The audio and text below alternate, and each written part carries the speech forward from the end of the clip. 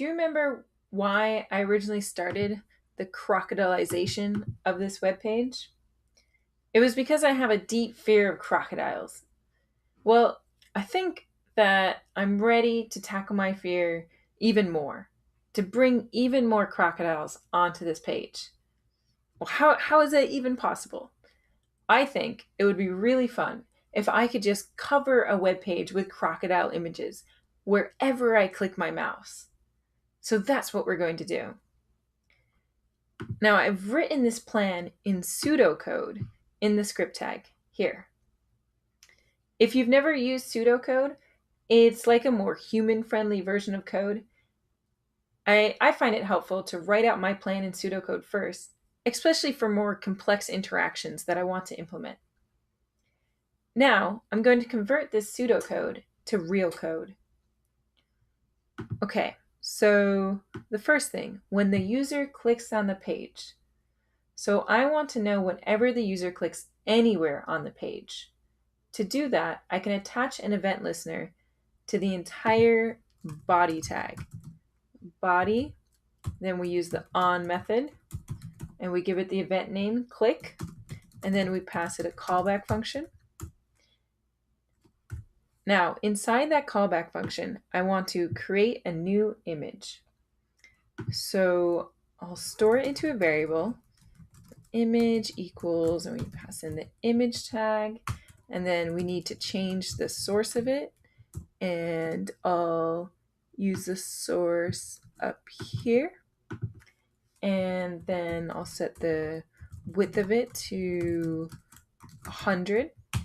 And then, of course, we need to attach the somewhere to the page. So I'll just append it to the body. There we go. So currently, if I click, I'll just see this crocodile image appear at the end of the page.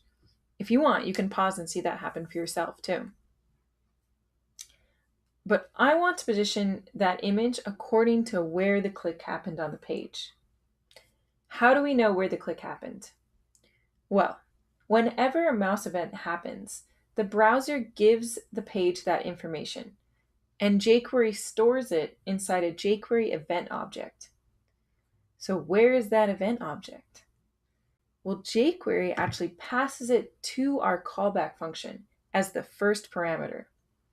I'll give it a name so I can access it by name inside the callback function.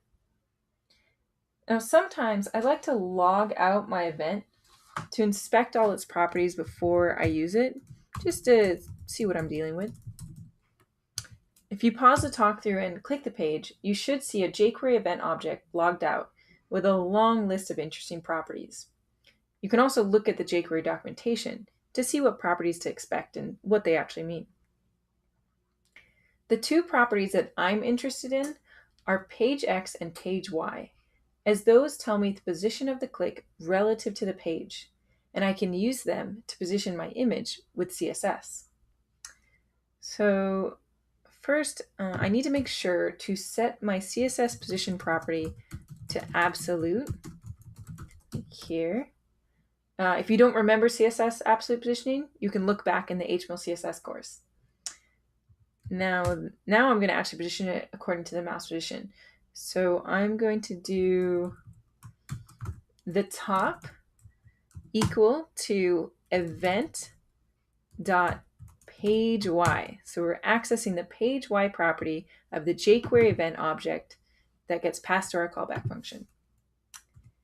And then I'm going to set the left to event.pageX. Oh, and I should also add a unit, pix, because CSS expects us to give a unit so that it knows which unit to use, or if you're doing percentages, or what you're doing. So we're doing pixels because that's what the page Y and page X are representing. They're representing pixels. Okay, now try, this is the cool part, pause the talk through, click the page. Oh, it's pretty cool. Crocodiles everywhere. And I actually like looking at them. I'm not afraid. Okay, so the event object can be pretty useful.